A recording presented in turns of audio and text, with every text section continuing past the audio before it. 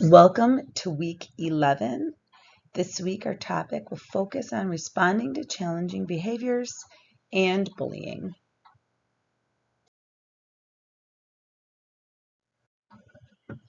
After reading the materials and viewing the videos, you should be able to discuss the range of challenging behaviors found in classrooms with a focus on bullying, identify potential strategies to deal with challenging behaviors, and rehearse responding to a challenging behavior.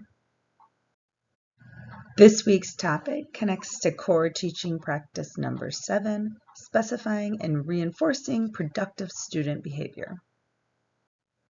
Before you read, please do think about the following questions. Problem behaviors is an ambiguous term because what might be a problem for one teacher is tolerable for another. What are some behaviors that you consider to be problematic? What are some of your go-to strategies to offset or prevent some of those challenging behaviors? And what areas do you still need help and support?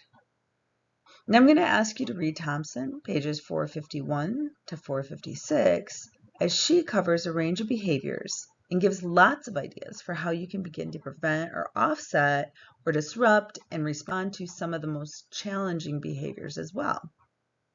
And hopefully you make some good connections back to your student case study and some of the previous weeks where we've talked about challenging behaviors too. Once you've finished reading, please continue to review the PowerPoint.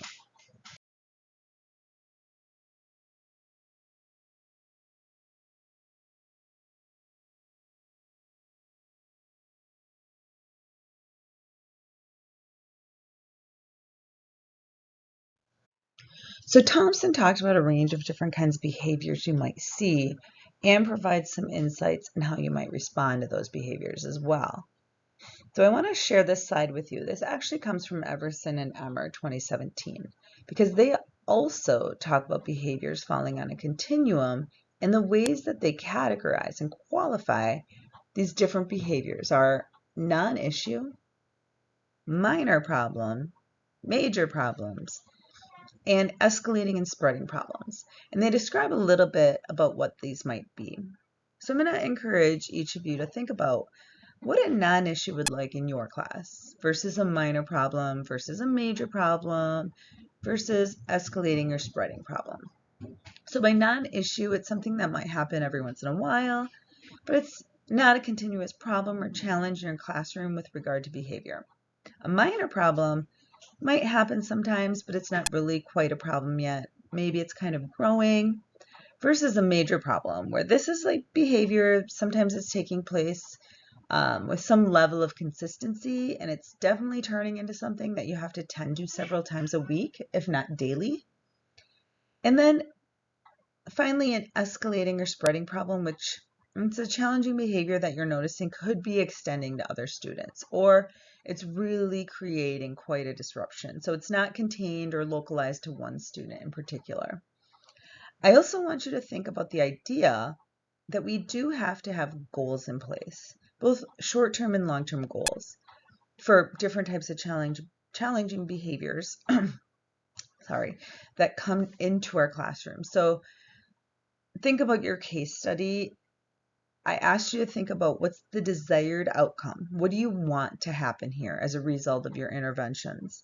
So with any behavior in your classroom, when you have a classroom, you have to think about that. You might have to break it down, set a goal, and then work toward that goal in like piece by piece. So for example, a short-term goal might include redirecting and refocusing behaviors and just spending some time doing that.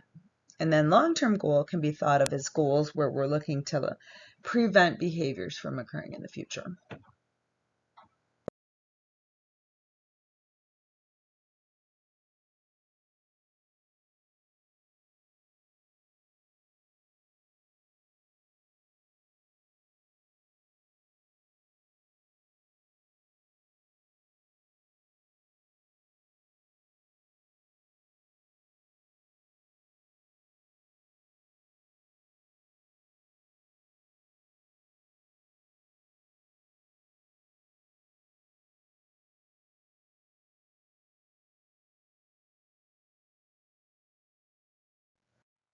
So when dealing with challenging behaviors, you're going to have to begin your school year and kind of keep working at this across the entire year.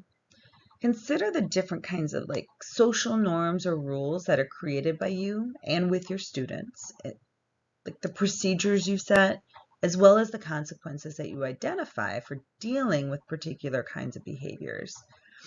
And these very common behaviors are often outlined in school policy. They're also talked about and acknowledged in classrooms. So things like swearing and fighting, coming to class tardy. So a lot of that's really common and standard, and there's already policies in place that are kind of standardized for how to deal with that.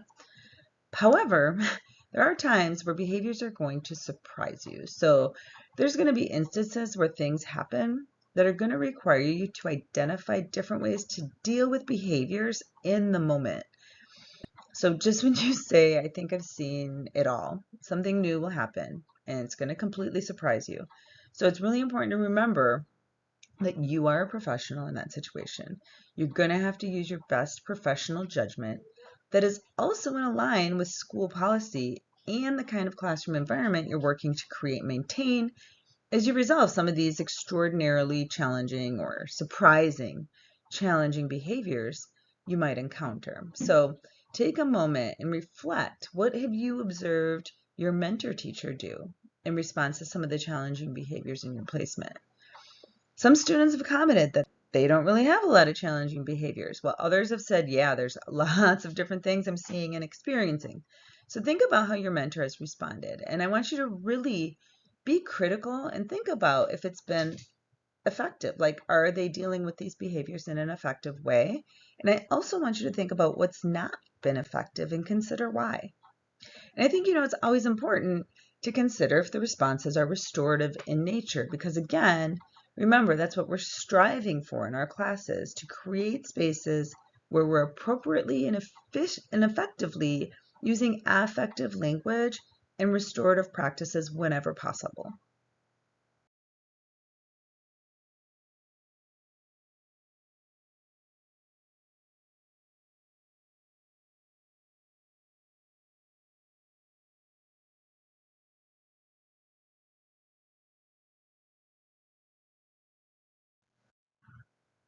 So you've seen this slide before, at least the triangle on the left.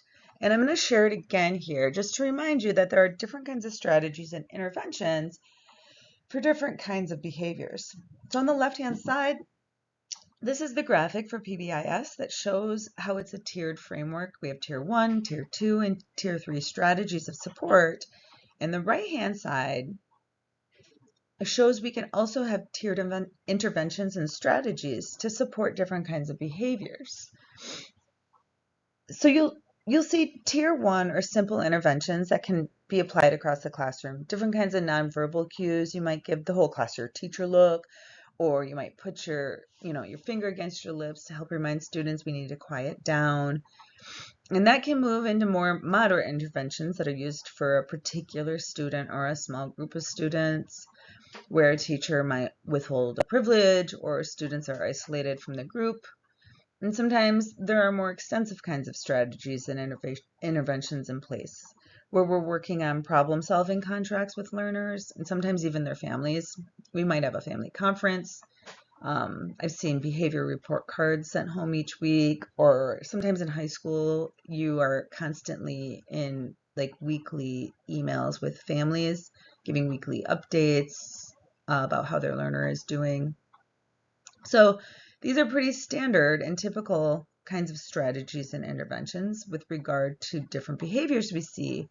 But at the bottom, I hope you notice that it says consider. Though these are common, meaning we find them in many classrooms around the country. If you go in any classroom, you'll see these kinds of things. Think about, do all of these strategies reflect restorative practices? And obviously, no, they don't. So my question to you is, what else might we add to this list with regard to strategies and interventions? And also, how might we make some of these more restorative in nature?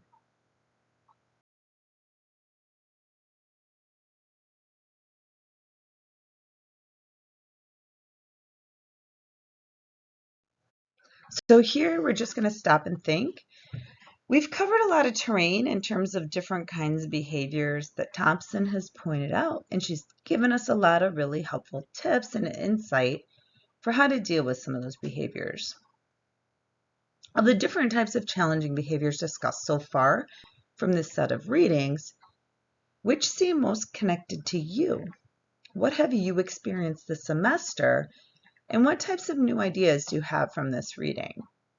So just take some time to think about that, and please continue to read pages 476 to 494 and continue to review the PowerPoint.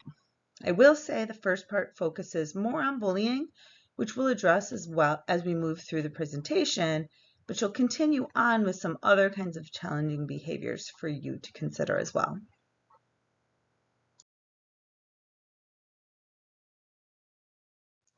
So special challenges. There are sometimes behaviors that we see play out in classrooms quite frequently that require additional attention and more defined strategies. So those are things like tattling, bullying, which we're going to talk more about as we move through the presentation, avoidance of work. We have a lot of students who don't want to complete work for different kinds of reasons, fighting on the playground, in the hallway, in the classroom. Fighting takes place often at school, and power struggles. Those power struggles might be student to student, but they also might be teacher to student. So I have a quick video. It's about 10.5 minutes, and it's dealing with challenging students and also how to keep your cool, or keep your composure.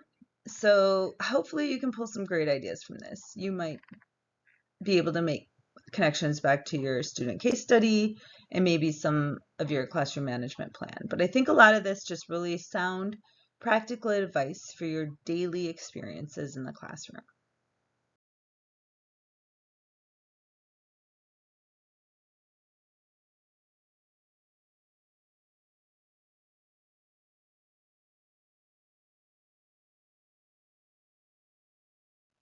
So when we have challenging behaviors, sometimes things can escalate pretty quickly, and something that was just very minor now turns into something very major.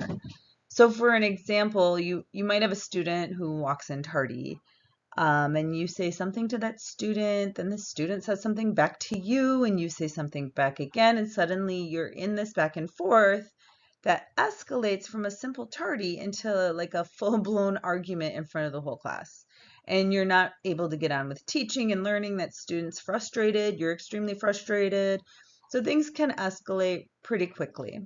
So I want to share this video with you because I think it does a nice job showing how one high school is working on helping to de-escalate challenging situations. So it kind of walks through what they're doing and how they're working with students. At the same time, I want you to also reflect on your composure and think about how you react if a student challenges you, or if students are coming to you unregulated or having big emotions and feelings. How are you responding to them, and how are you helping to de-escalate those feelings, or do you sometimes contribute to escalating the situation too? So watch the video, get some new ideas and information, and think about, could something like this be implemented in your teaching context? What are some of the things, some modifications or adaptations you might need to make in order for something like this to be successful?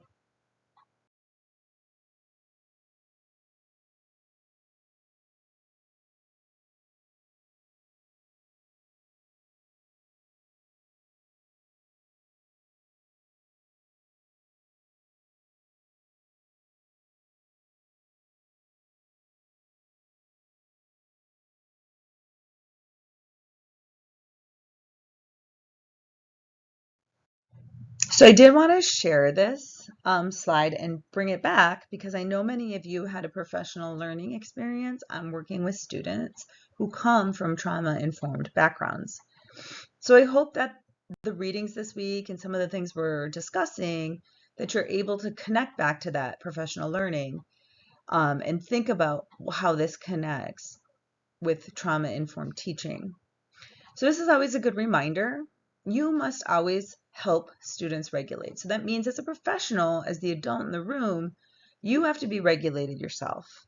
So you have to keep yourself in check. You've got to do things so you're in place of calmness and mindfulness, where you are completely regulated so that you can then work with these students. So again, once you're there, once you're regulated, you can help regulate students. You can relate to them. Then you can begin to reason with them. And that's how we begin to then repair some of the things that were done in whatever situation just happened.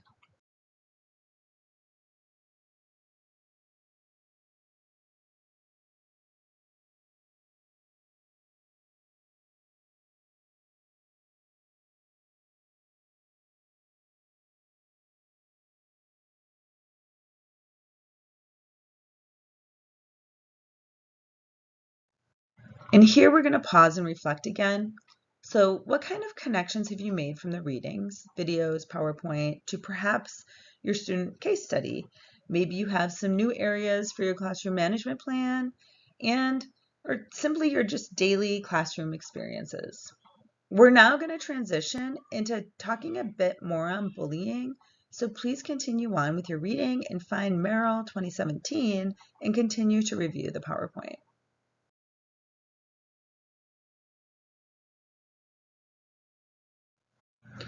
So one definition coming from Jackson Hardin on bullying is that it is repeated, unprovoked, harmful actions by one child or children against another.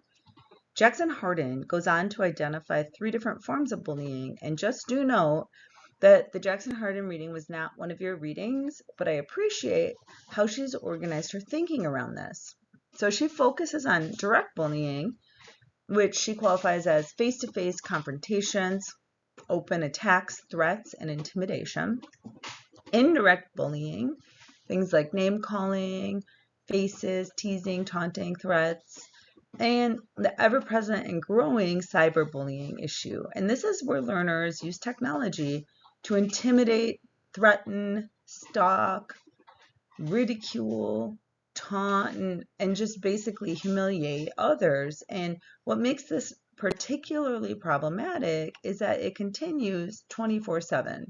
So cyberbullying is something that it's not just confined to school or to one particular location, but because it happens in an online platform, learners are able to do this all day, every day, and victims can't get away from it. It is ever present. There's no escaping. So cyberbullying is an especially large and growing. I mean, I think it has grown. It's a very big issue.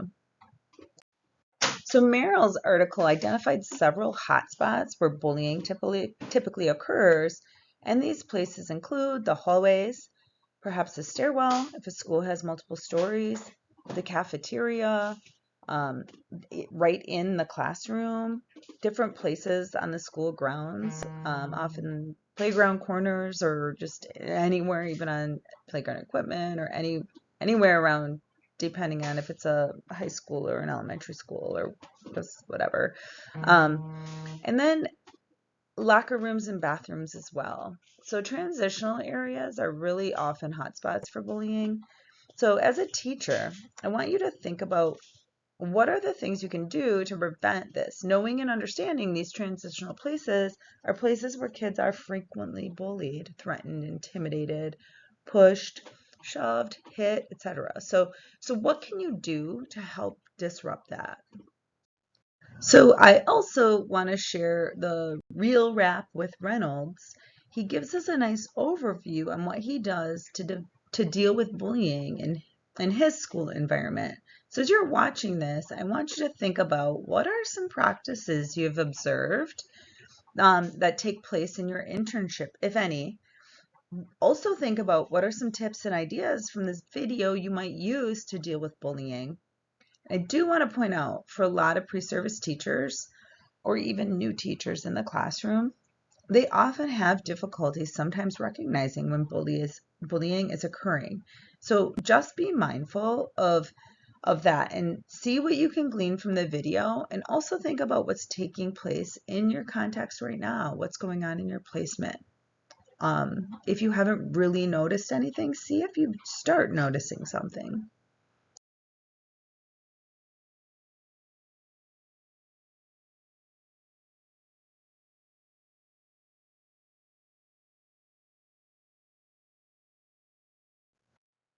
So here are some thoughts on preventing bullying. These aren't necessarily from the Merrill piece, but they're mostly from Jackson Harden and some other sources I've pulled together. But there's just some principled practices that you can employ in any classroom. So first and foremost, provide opportunities for students to talk. And connect this back to restorative practices like the morning circles or class check-ins. These are really good places for students to be able to get to know each other, but also to put out there in a very effective way what's happening and have conversations about what we can do to make changes as appropriate. Have a classroom plan with student-friendly ways of dealing with bullying. So think about how you're going to teach your learners how to deal with bullies. This could be in a kindergarten classroom all the way up to seniors in high school, because unfortunately, bullying is prevalent in all schools at many different grade levels. So it's not only happening in certain grade levels. It's difficult because students maybe mask it or show that they are being bullied differently at different ages. We'll talk about that a tiny bit later, but develop a set of rules on bullying or social norms. So be explicit on calling out what it is and how it works. So you and your learners both have an eye out for it. And you also have expectations surrounding what bullying is and how we deal with it in our classroom. Consider implementing more cooperative learning activities. So we recommend that because when students have a chance to work together in positive ways, that can usually help build and cultivate important and meaningful relationships. And the stronger positive relationships we have with each other, the less likely it is for bullying to occur. Another important tip is to attend to student behaviors throughout the day. So this comes back to being consistent, right? Like be aware of what's happening in your classroom and also stay on top of things. Don't let behaviors get out of control. Another important idea: act immediately when bullying is reported. Don't wait and think about it. Don't be like, I don't know, are they just saying they're being bullied? You really need to get on it right away. And how you respond will also depend on what your school policies are on bullying and, what happened between who and whoever. So there's a lot of contextual information that you're going to need to really think about and make informed decisions about, but don't stop that from allowing you to act immediately. So yes, you have to make all these considerations, but do act on it. And finally, learn the signs of students who are the victims. So I mentioned this a tiny bit a second ago, but often when kids are being bullied, some of the behaviors might change. So you're going to notice kids might be more withdrawn or they might get really aggressive. So usually they're going to signal, you're going to notice there's something different going on. So as an educator, really get to know who your students are so you can see and you can really recognize those changes in behavior. Okay, so bullying and school board policies. Many schools have policies on bullying, and what I'm going to ask you to do independently is find where your school houses its board policies. So it's likely somewhere buried on their website, but you might have to ask around. So ask your mentor teacher where you might find something like this if you can't find it right off the bat. But locate the policies on bullying and go to the next slide, which gives you some prompts and things to think about as you're investigating the local or your local bullying policies, because you're going to do like a little scavenger hunt for your placement. And I just want to give you a heads up. It's really important that you do this when you get into your student teaching as well. And like in your first year of teaching or whenever you change schools, it's really important because every school district's going to have different kinds of policies. They're not uniform across the state. It's really, really important you know what those policies are so that the responses you have are in alignment to those policies. Or, this might happen too if the policies aren't really clear or strong or not really supporting kids who are being bullied and are the victims of bullies. You can be a stronger advocate to change those policies.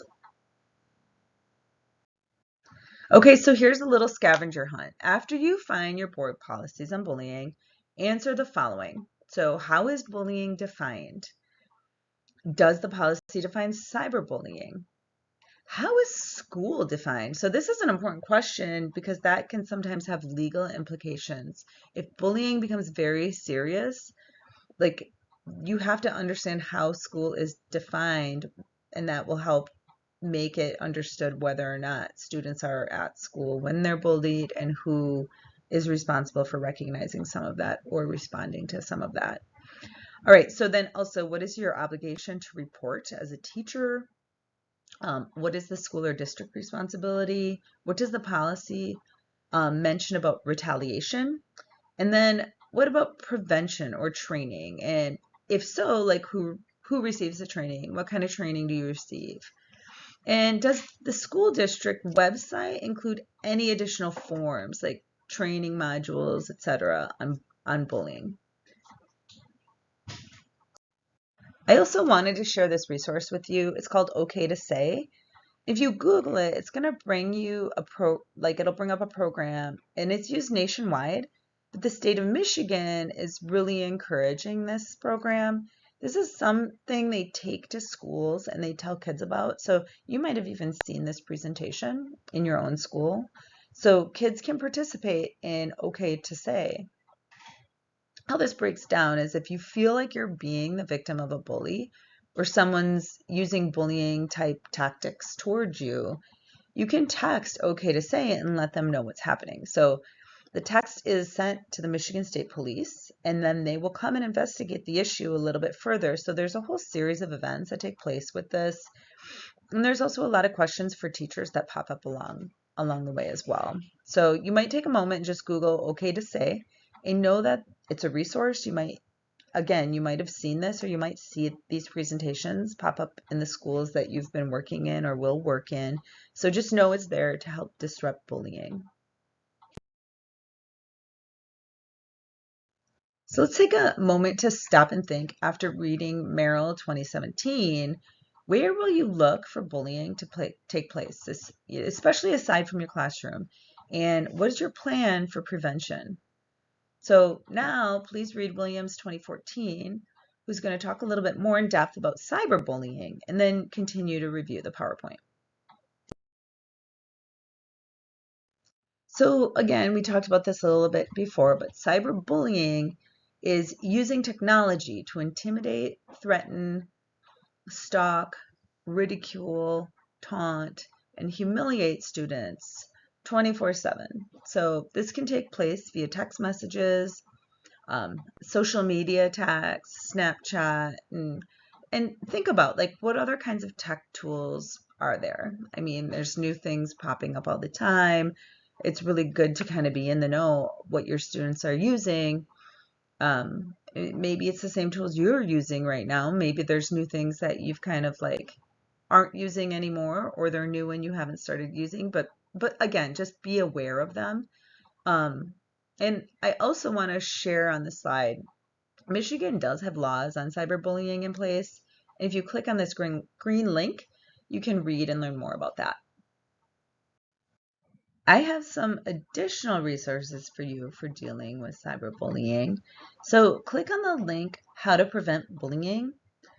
The key ideas really are first and foremost to stay aware, be on the lookout for this.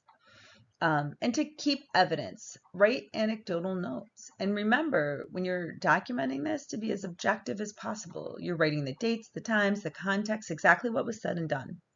And stand up against bullying. As a teacher, you are also an advocate and a mandated reporter. And it's really important that you are working on behalf of those students and learners who fall victim to bullies. I also have one other resource on this slide called Educate Our Communities on Bullying, with some additional ideas. So see if you see something, be sure that you do say something.